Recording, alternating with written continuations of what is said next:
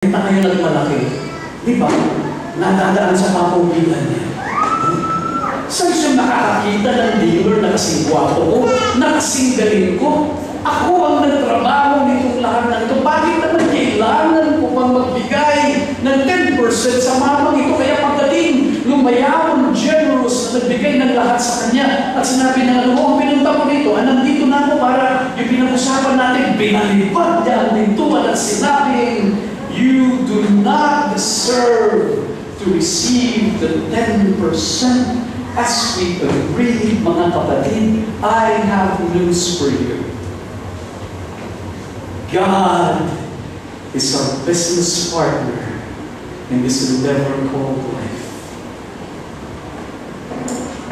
Binigay niya ang lahat sa atin. Psalm 103 reads, bless the Lord, O my soul, and bless His holy name. Bless the Lord, O my soul, and forget not all His benefits, who forgives all of your sins, who heals your diseases, who redeems your life from the pit, and crowns you with steadfast love and mercy, who satisfies you with good as long as you live, so that your youth is renewed like the eagles. The blessing and the list goes on and on and on and on and on. Hindi matapos-tapos. Kahit ang kakayahan na ginawa ng Diyos binigay sa atin ay galing sa Kanya. The air that we breathe, the life that we live, the families that we go home to, the friends that we chat with, the clothes we wear, dagdagan pa natin. There is nothing, absolutely nothing in this world that didn't come from God.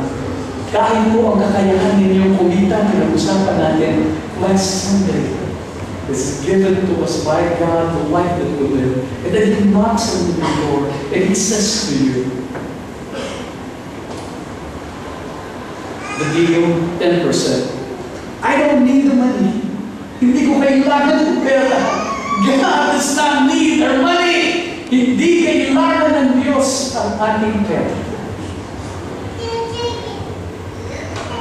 But He simply wants to remind us with that gesture, everything is a gift and given to you and me.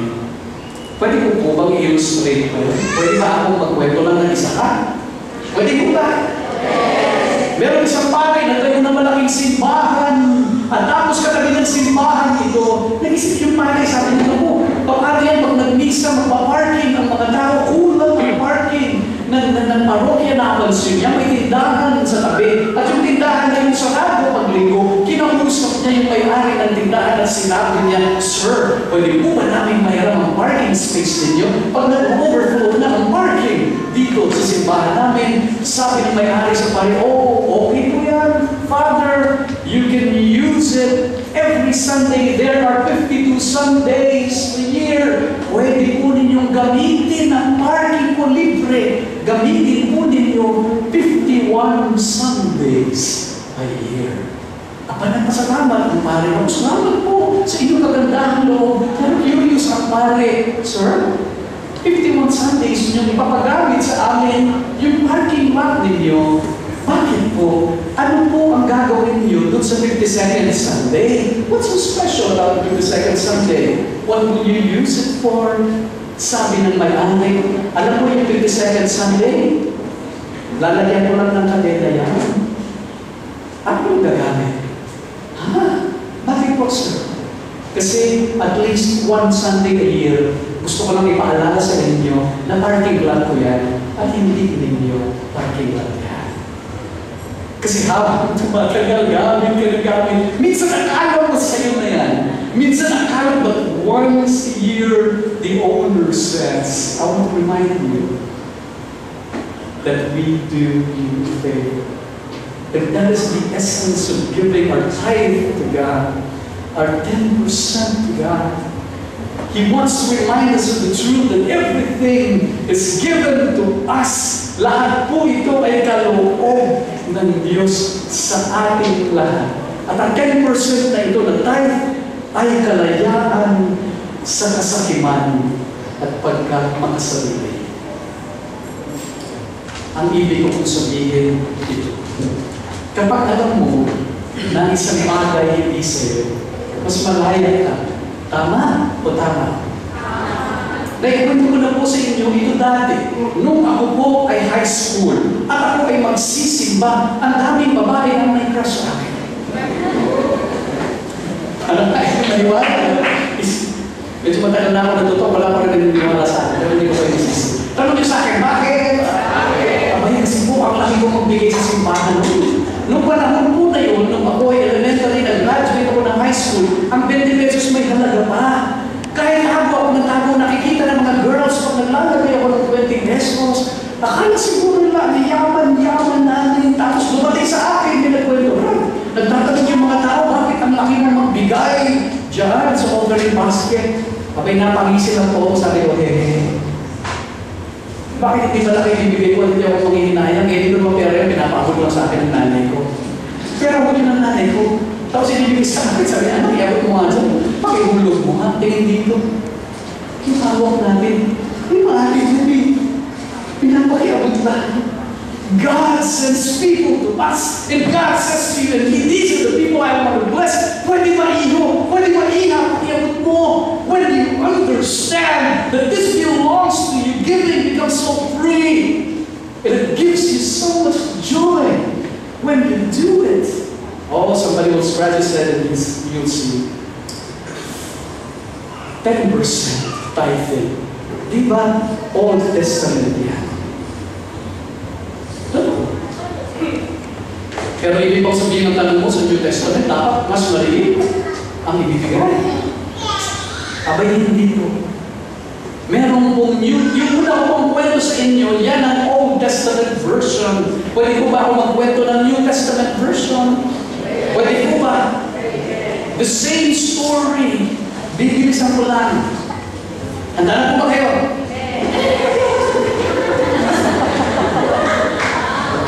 O, naman, di ba? Di ba ganun yung CD pag nag-fast forward ka, di ba? O, fast forward ko. Pinas forward ko yung CD.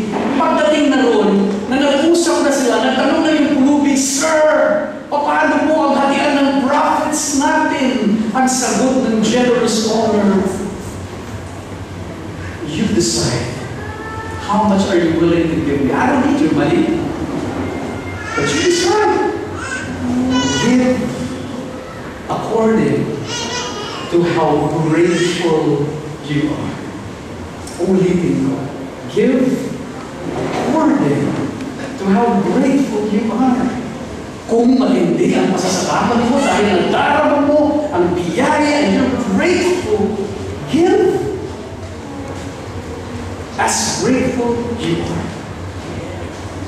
Kung ako po ang tao dito, hindi lang ang 10% ang ibibigay ko. Because I know I have nothing to do with this. Maybe I will give as much as I can. 10% is not maximum. Meron pong isang pasyente na punta sa doktor, gustong magpa-facelift. Sabi niya sa doktor, Dok, magkano po ba ang complete facelift? Sabi ng doktor, 145,000. Naku, ang mahal naman, Dok. Gusto kong mamukhang bata, meron bang mura? Sabi ng doktor, ito, chupon, 20 pesos, mag-chupon. O nga, kung dumidili ka, pang bata. Mura. Pambata. Ang gusto ko lang pong sabihin, yung mga anak natin, nung tinuturuan natin sa mga bike, ang mga bicycles natin, may training wheels. Tama ba din? May training wheels. Para matuto sila mag-bike, I believe, ang 10% po pang bata. 10% is training wheels. For God to train us to the paradigm, 10% is kindergarten. Yung iba po rito, you even signed up. They scratch their head. They are members of 1 kg. Ang gusto kong sabihin sa mga 1 kg members, 1 kg is training wheels. 10% that God says to us is training wheels.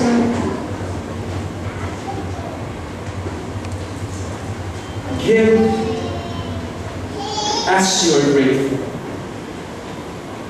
Because I believe, as you relish the gift of God, you can't help hindi mo mapipigilan. Nagbibigay ito sa iyo ng kalayaan. It gives you freedom. And also ending, it gives you abundance as well. May dalawang bata, sila po ay nagtalo. Sabi niya, ang galing ng lolo ko. Ang lolo ko ang nagbuhay ng Pacific Ocean. Uy, galing. Nagpolo niya. Sabi ng isa naman, di ba papatalo? Wala yan sa lolo ko. Alam mo ba na ang lolo ko ang pumatay ng Dead Sea? Galing po sa Holy Land, I led a group of pilgrims. I gave a retreat in Israel. At doon po sa Israel na naikwento ko sa inyo, merong tatlong popular na bodies of water, the Sea of Galilee, the Jordan River, and the Dead Sea. Yung nauna po, the Sea of Galilee, the Jordan River is steaming life. Ang daming buhay, ang daming isda, ang daming mga halaman, buhay na buhay. Ngunit ang Dead Sea, walang buhay as the name would connote. Tanong niyo sa akin, bakit? Don't you know that the Dead Sea is 8.6 times saltier than any sea that you know? Kahit po bakterya, hirap mabuhay sa Dead Sea. Tanong niyo sa akin, bakit? Kasi po ang Sea of Galilee nagbibigay ng tubig sa Jordan River. Magkakapag-anak yan. Kaya ang Sea of Galilee buhay. Ang Jordan River nagbibigay ng tubig sa Dead Sea. Kaya ang Jordan River buhay. Ang Dead Sea gives water to none. Sarado. Kaya lang nababawasan ng tubig ang Dead Sea by evaporation. At kung naaalala po ninyo ang inyong chemistry, ang evaporation, yung solvent lang ang nag-evaporate. Ang solute na iiwan. Kaya ang mga minerals dissolved in the water stay at the Dead Sea. Sobrang ala. Humiga po ako, nagbasa ako ng diary, hindi ako lumulubog. Hindi mo kailangan lumubog. And no lifeless. Tingin dito sa akin. Kung ang buhay mo medyo kulang sa buhay, baka hindi ka kasi nagbibigay.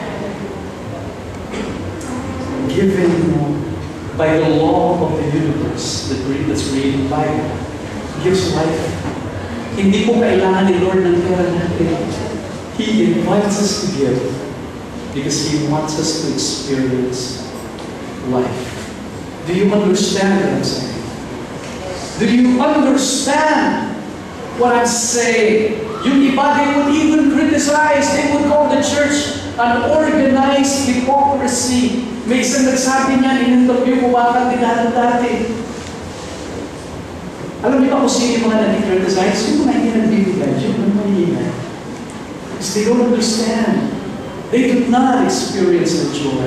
They do not experience the blessing consequent to giving out proof with you because even human experience validates that. Hindi mo kailangan pumunta ng Israel. In a few weeks from now, because of the Lenten season, we will be sponsoring blood donations for the Lenten season because we want to give the spirit of giving. We want to make it come alive even more to us. Alam niyo po ba na kapag nag-donate ka ng dugo at nagbigay ka ng dugo, lalo kang lumulusog. Kasi yung dugo na nababawas sa iyo, mababawasan ka, but your body will be stimulated to create new cells, new blood cells. Because that's how God created the universe. The universe hates vacuum. When you give, you get filled up with the dreams of your heart. Alam niyo po ba? Don't you know? Ito po baka hindi niyo alam ito sasabihin ko. Don't you know that cockroaches have fingers and nails? Cockroaches have fingers and nails. Did you know that rats, mga daga, rats are visual learners? They look and they learn.